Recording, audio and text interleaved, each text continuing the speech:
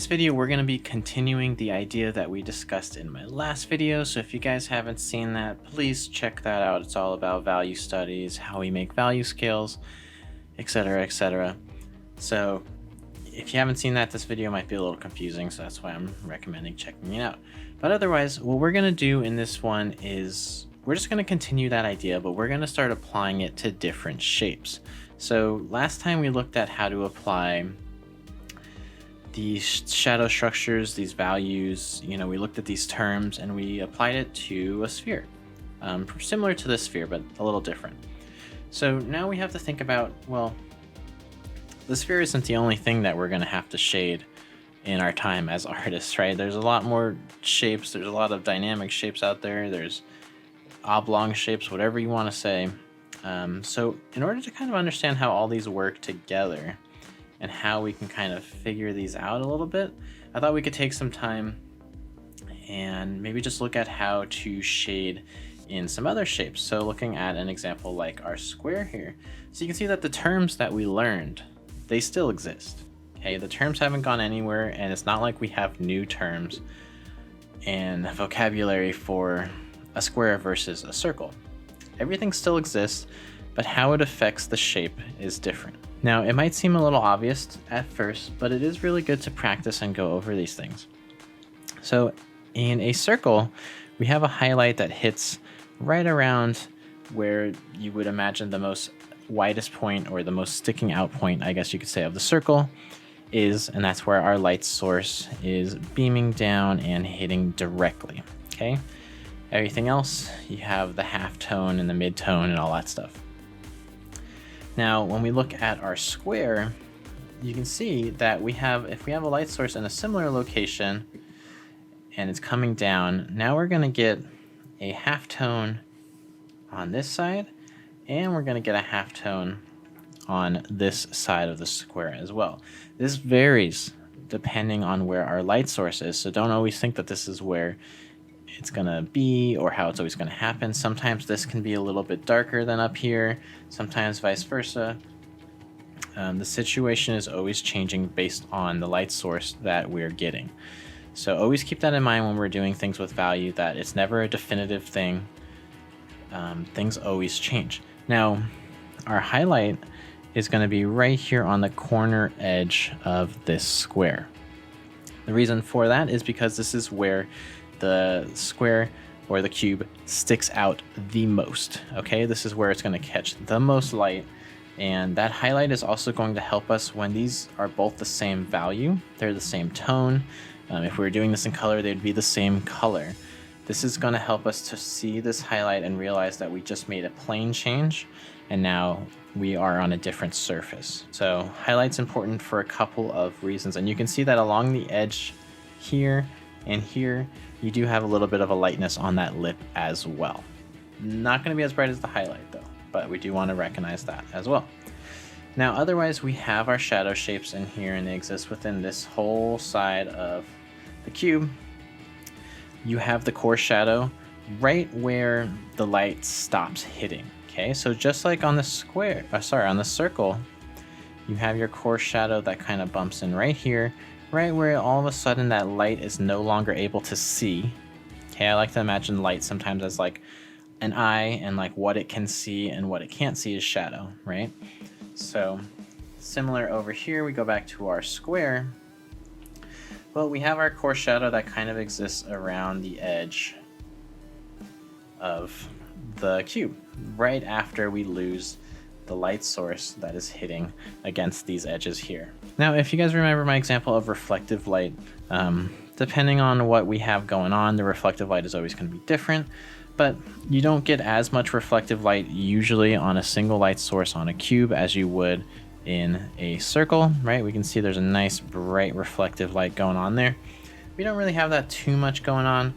You have a little bit of that kind of happening here. Again, this is just going to be like a value change.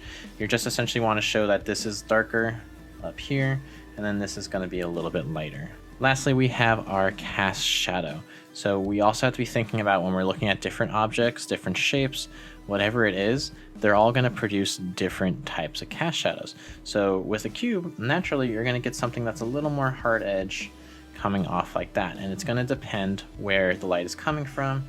Your cast shadow, it could be, you know, all going down this way. Let's say maybe there's a light coming from more over here in the corner. You could have a light less this way and then going all the way off the edge. If we're getting a really bright shadow shape coming this way, it all depends, right? Remember, it's being casted off of your shape, which is why it's called a cast shadow. So we always want to be thinking about that. From what we can tell, this shadow gives us our light relationship. So we know where our light's coming from. It's going to be somewhere in front of this box here, right? So you just want to think it's coming somewhere from over there, probably a little bit higher than that too. So I don't want to go into too much explanation in this video. I really want this to be more about drawing. We're going to look at different shapes. But just to kind of further drive my point home here, you know, again, we always want to be thinking about what's going on with the relationship of our light source, where it's casting down, what's happening, where's that light hitting and then bouncing back, etc., etc. I know I'm repeating myself from the first video, but sometimes, even if you're well versed in this, well practiced, it always helps to kind of have reminders and just little hints of practice in there as well. Remember again too, primarily what we're looking at is a single light source. Okay, so I'm gonna write LS for light source. This is important to note because usually in life, even if you're outside in the sun is so far away that when it comes down, its light is so widespread that we don't have this harsh single right on top of the object light source. But this is how we learn how to manipulate light. Last, before we get drawing, I just wanted to show this too as just kind of a reminder of where we're going with this series. This is our end goal, right? So essentially everything we're learning right now about how to draw shapes in shadow and highlights and light and how light is affecting that and everything, it's all going to apply to how we draw figures and arms and limbs and bodies and full torsos and animals and plants. Whatever it is, it's all going to come back and relate.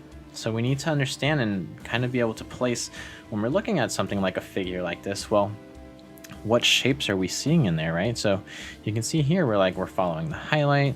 We got some of our mid-tone, maybe that shadow is going a little darker. You know, we have our really dark section. These all come back in to play a pretty significant role. One last thing that I do like about this diagram that we are going to be following, and we followed last week too, is right here where it says simplify values down to 3 to 4. That's what we're going to keep in mind. When we're working with 9 values, we're talking about a much longer project time there, which is definitely something to practice and work on your own. Just for sake of time and kind of getting the point across, in these videos, we're talking about 3 to 4 values. All right, first shape up, we have a cone here. Please ignore the bad quality of the photo. We don't really need that much information though, because really we're learning how to do this from our own mind. So we just need this basic information here. So you guys might notice that this is in a warmer tone. It's not exactly black and white. We kind of have like a warm manila-ish kind of color going on here. So quick Photoshop tip for anyone if you're curious, and if you don't have Photoshop, you can just ignore this part. But if we go down here into our layers, you see this little half circle right here. If you open that up, you can go right here and click black and white. And what it's going to do is put on top of it what's called an adjustment layer. And essentially this is just something that can turn your color on and off. And it also has other effects too, but we're looking at the black and white one today. So just to kind of help us understand these values a little better, let's take it from black and white. And remember guys, think about this just like you thought about the principles of the circle. So we're looking for, where do we see our highlight? We want to remember that our highlight is going to follow the cone shape too, okay? This is a 3D object, so we do have a shape here.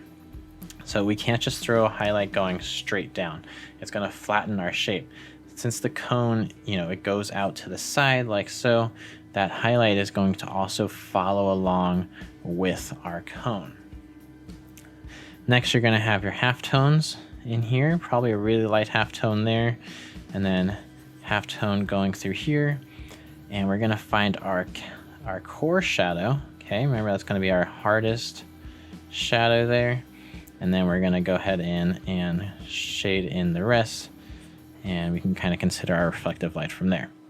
So let's put this to actual practice here. All right, so first thing I always do, guys, and this is going to be on anything that we do in this video or anything involving values, is we put down that initial tone. Usually what you do is you're going to try to aim for that mid-tone that you're aiming for. If you're using some sort of colored or toned paper, you're just going to kind of let that paper generally be your mid-tone, unless it's a really dark color. That's a different situation.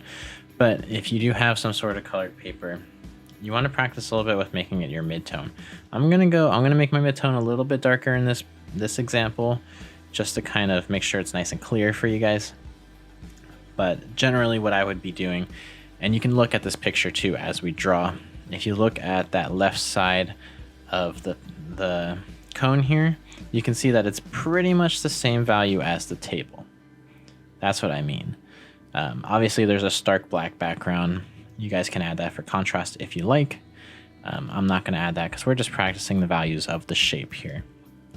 So anyways, putting down my mid-tone first, leaving some space for my highlight. This is really important if you guys are working with some sort of material that maybe you can't pick up, like watercolor, or sometimes graphite gets really ground into the paper. Try to think about where your light shapes are going to be, but it's never a bad idea to lay down a little bit of initial tone too. So I covered everything with my mid-tone, went in and I separated my shadow family from my light family. It exists on all shapes, whether it's a circle or otherwise. And now I'm kind of just figuring out the relation between my core shadow, which the light is kind of really taking over this shape a lot. It's coming a little bit more from the front of this shape, so we don't see too much of a harsh shadow in this one because the shadow is mostly facing away from us. All right, so working on a core shadow. So remember, the core shadow is always going to resemble the shape that you are drawing. So I'm not going to draw a circle on the ground. I'm going to draw something that looks like a cone. Even if it's fuzzy, it still resembles the shape in like a blurry kind of manner. Once you lay that down, remember to your cast shadow and stuff, it's going to be dark, but I highly, highly suggest you don't go pure black. I didn't go pure black. I went pretty dark for sure. But don't go to that full black. It's really going to flatten things. So if you have a black paint or colored pencil in your hand right now, please put it down or just control your hand pressure. So here we have two similar shapes, but there's obviously a drastic difference, right? One, we have a perfectly round cylinder.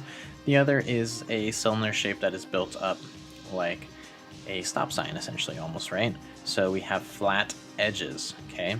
So we're thinking about this one more like a cube, and then we're thinking about this one more like a cylinder. Now, a cylinder has a lot of similar properties to what we just did with a cone. Essentially, you're going to have a highlight that runs straight up and down because we're following the shape, and we do have a straight shape here. Now, we're not on a cone anymore, so our highlight is going to hit somewhere within the inside, not over here on the edge, okay? We always want it to be somewhere at least a little inside that goes all the way from top to bottom. Okay, what we're gonna have is our halftone in this section here, and then we're gonna use like a lighter version of our halftone over here. Even though this picture blows it out a little bit, things are always different when we see them in life. So even though we're working digitally right now, or whatever we're using, but we're looking at a digital photo, we gotta be able to kind of exaggerate a little bit as artists. So we have our halftone here, and then right here, you guys should be able to see that nice harsh core shadow in there. And then we have the rest of our shadow shape, a little bit of picked up reflected light here. Now looking down at our other shape, we have kind of like 4 values here, but I would say 2 of them we can kind of make the same. So we're trying to limit our values here, right? So let's start this off by saying we have 1 and 1. This is going to be how many values we have. We have 2 and 3, and then we can call our shadow shape 4. Now, if you're wondering where do things like the core shadow and the highlight exist on this picture, well, remember on the cube, right? So on the cube, the highlight existed on the rim. Guess what? The highlight right here exists right here on the rim, okay? Our halftone is right here at number 2. That's going to be our middle selection. So this tone right here, this value is just going to be a little bit darker than our highlight. And then this is our shadow shape right here, obviously, and our core shadow exists right here along the edge right there. We do have a little bit of a reflective light on this picture, but not too much, because if you can see, it's on like one of those like old school wooden desks from when we were in school. And here we have a cast shadow that just goes right off, and then of course it's kind of playing in with our environment, so it's going up the wall a little bit. So I thought we could do these ones together, similar shapes, just kind of built up differently, and see how the results come out. So step one, we're laying down that tone. Top and the bottom one, they have two different kind of background tones there, so I'm going to color them differently, and this is going to kind of help me also to separate this for you guys so you guys can really see. Now, what's important, and I kind of wanted to do this one with the first one, the shapes doesn't have to be the exact same dimensions and proportions and everything as the shape you're referencing. Just generally, if this is like a toilet paper roll, if it has the lighting that you want, you can make it any size you want. You can make it a really stubby small cylinder, or you can make it really long, and you can just copy all the dynamics that you see. So I made mine a little shorter, a little wider. Otherwise, you guys can see that I'm trying to use that background tone as my mid-tone here. A little bit darker, because I want to make it clear for you guys to see. But naturally, I would stick mainly with that background tone. And you can see I'm kind of letting the light side fade into the background a little bit. So coming in and separating my shadow shapes here. We do have a more definitive shadow than we had on the cone. So I really want to kind of play that up. And of course, this is a tube, so we can see inside of it too. So we're learning a little bit about how that shadow is casted into the tube as well. That's also a cast shadow, by the way, and you can tell by that really crisp shadow edge where it doesn't fade. It's just nice and crisp, and then it turns into light. Cast shadow on the inside is nice and dark. Remember your value relationships though, okay? Values look darker or lighter compared to the value that they're next to.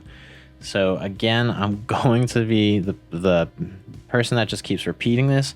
Don't go pure black. I promise you guys, you can find a solution that isn't pure black. It's just not the way to handle these things if you can. So kept it nice and simple. You know, created my core shadow in there, got a nice cast shadow, nice and dark compared to the rest of this. Got a good amount of reflective light in there. And what I'm going to do is come in and just kind of throw in a quick little highlight.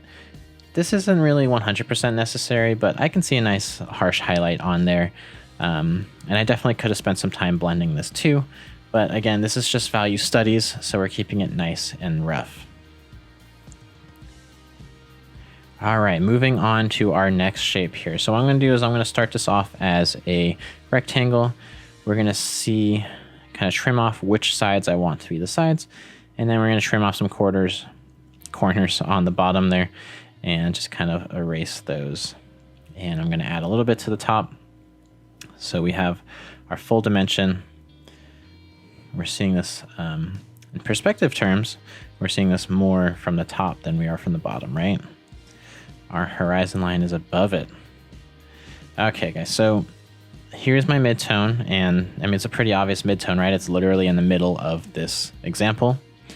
For this one, I went pretty strict on my values, keeping to the like 4-ish value on the object itself. I went a little bit darker in the cast shadow and stuff. But just like when we were explaining it, so the top is going to be the same value in lightness as the right side. And then I have my midtone.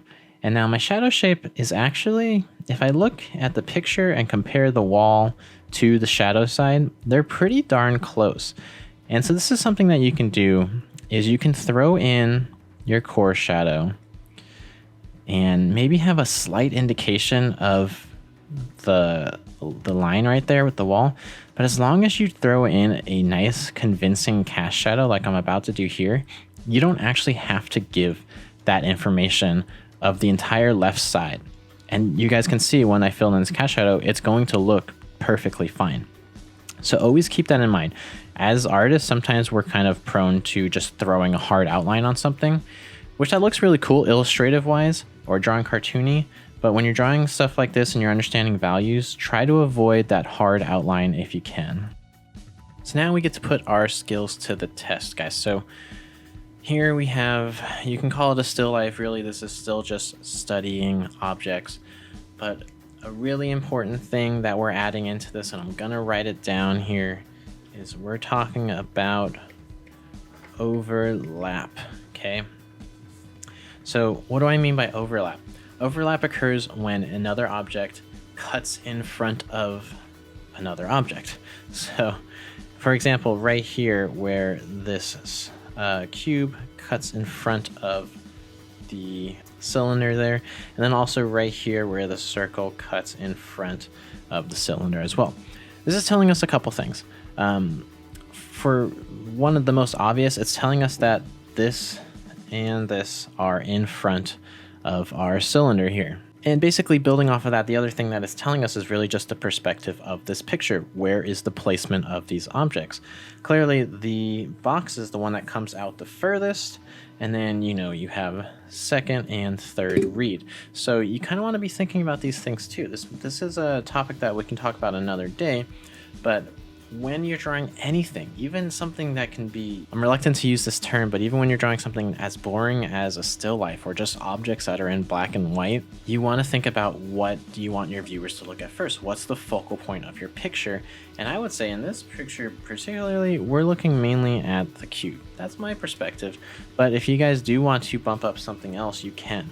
But I'm seeing the most value changes going on in the cube that I can bump up to my own interests. Other things we have to consider when we have overlap going on. Well, we have things that are casting shadows onto other objects. It's not just on the floor now. Primarily in this picture, we just have what we can see here is the circle is casting this shadow onto our cube. This also shows that these objects exist within the same space. So at the end of this, guys, all I'm asking is that you don't see this as three separate objects at first. I kind of want you to see this as one big shape and how they overlap. So just let me just draw it out here. Just please don't give me this, and something like this, right? Sorry, this is really roughly drawn. I don't want this with all this separation in between the areas. They work together, right? So really be thinking about like, okay, if my cylinder exists here, that means that the cube looks like it cuts in about halfway in front of it, somewhere over here. And then, okay, the ball doesn't go all the way over to the cube, but it cuts in somewhere here. And then you go in and you kind of get rid of this information. You need that you don't need anymore. And then all of a sudden you have overlapping shapes, okay?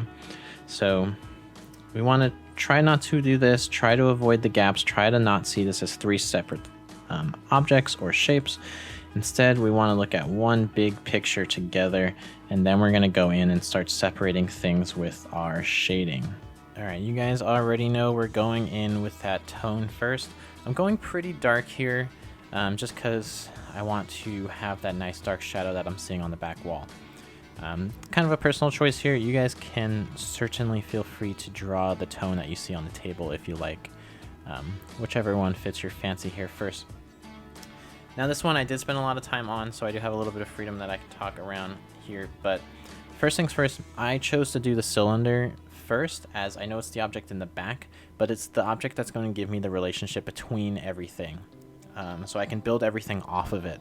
I'm kind of using it as my anchor point, and then I'm just looking at the picture and kind of comparing the relationship of where the objects are in front of it. How much of it does it cut off is what I'm thinking in my head.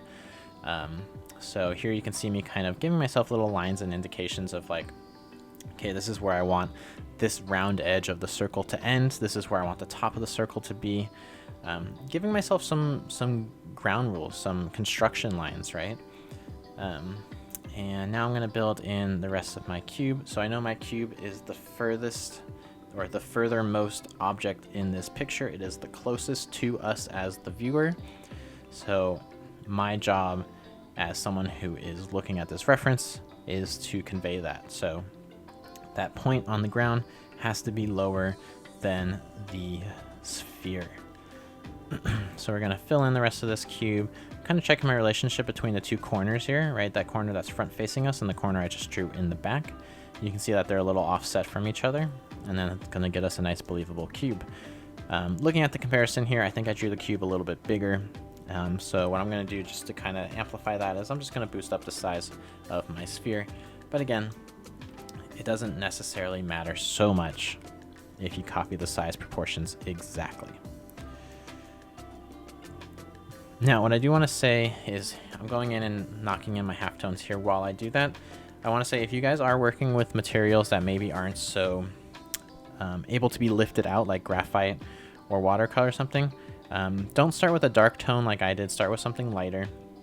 But you can see here what I'm going to do is I'm going to really start to build my values from light to dark, and then I'm going to keep going back and comparing and putting a little more light, putting a little more dark. What I'm doing here also is I'm working on everything at once. So I'm adding a halftone to the cube. Now I came over and added a halftone in the light family to the sphere. And what I'm going to do is I'm going to go into my cylinder now too. Don't get stuck and don't add all the details on one object and then go to the next object. That is the best way to guarantee being upset with your picture. If you work on it all together as one, it's going to come out so much better in the end because there are no mistakes that are made. And remember, values have relation to each other. That's why we learned the value scale. So if I drew the whole cube and then I drew the cylinder, and let's say the cylinder came out dark, well, it's going to make my cube look brighter or different in contrast than the way that I intended it to look. So always kind of keep that relationship in mind. How do you want to work it? How do you want to show it on your picture? Okay, so here I went in and add the light side on my cube, and now I'm thinking about, okay, well, I want the cube to be the brightest and most in front of us, but now I want to think, how does that light relationship play on the other objects around? So now I'm kind of adding a lighter tone of light to the sphere, thinking about like where's it wrap around, where's it going to be the brightest, where might that highlight come into play. And then we're going to go ahead into the sphere and add that as well. So just really important, guys, just make sure it's a slow build-up process. This isn't something where you just kind of throw a flat color down and move on. It's something that you really want to build up over time. It's layers and layers and layers. So now I'm going to kind of really separate my shadow family from my light family here on the sphere. And then we're going to get to come in and mess around a little bit with our cube here. So what I want to show you guys is I'm really only going to draw the reflective light on the cube. And then I'm going to come in and draw a little bit of the core shadow. But for the most part, I'm going to leave the cube the same color as, or same value as the background. That's the value that's in the shadow. And there's no reason for me to tone it more than the tone I already put down. And that's why we lay down an initial tone. Okay, so going in, adding my cast shadow, which is going to help define further those edges in space without outlining our shape. Remember, if you guys love outlines, I understand. Just challenge yourself on this video series to not outline anything. Don't go in with that black marker. So once I found the shadow relationship on my square, I'm going to go over to my sphere and we're going to start figuring out that shadow too.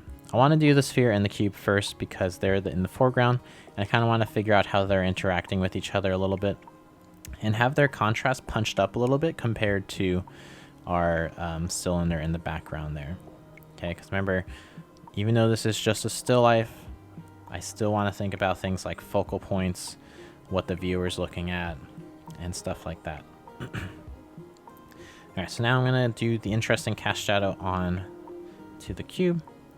So just kind of following my reference here and making sure that cast shadow is nice and deep, and then looking at how dark that cast shadow gets onto the cube. And you guys can see if you look at the picture, even though this is a cast shadow, because the cast shadow is so distant from the sphere, we're actually starting to get a little bit of reflective light bouncing back up into the cast shadow that's on the sphere itself.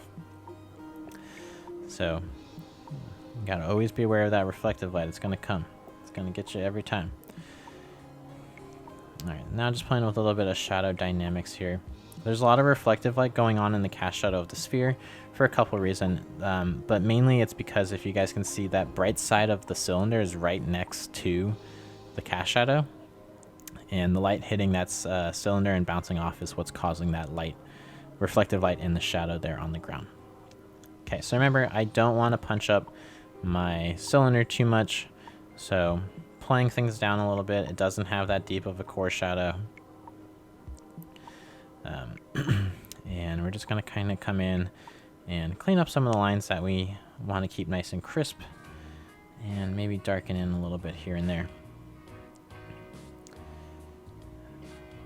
One thing I will say to you guys, and you can see me doing this, is a good way to make things seem grounded and on a ground plane is to add a nice dark side under them. So see what I'm doing with the cube here? I'm kind of going in and adding a nice little black underside to it.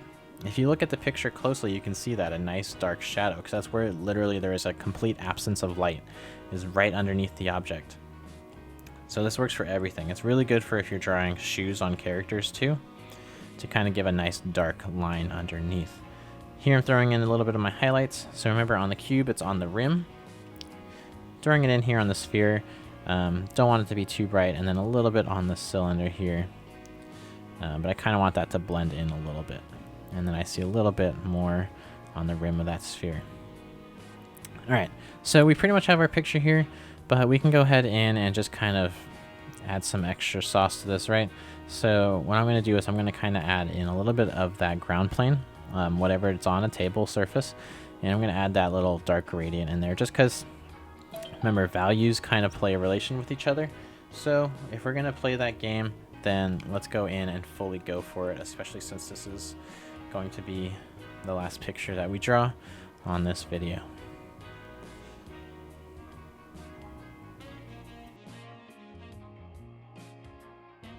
For those of you who made it this far, thank you for sticking it out. I know this stuff isn't always the most exciting, but it is a really important and fundamental skill to building up the characters and the values that we want to create on the things that we want to draw. So next video, what we're going to be doing is we're going to apply these dynamics that we just figured out for shapes, and we're going to apply them to characters, just like Winnie the Pooh here. So we'll be looking up some simple characters and cartoon characters that we love, and seeing how we can add value to them and think of them as shapes in space. Alright guys, thank you again for watching so much, and I will see you in the next video.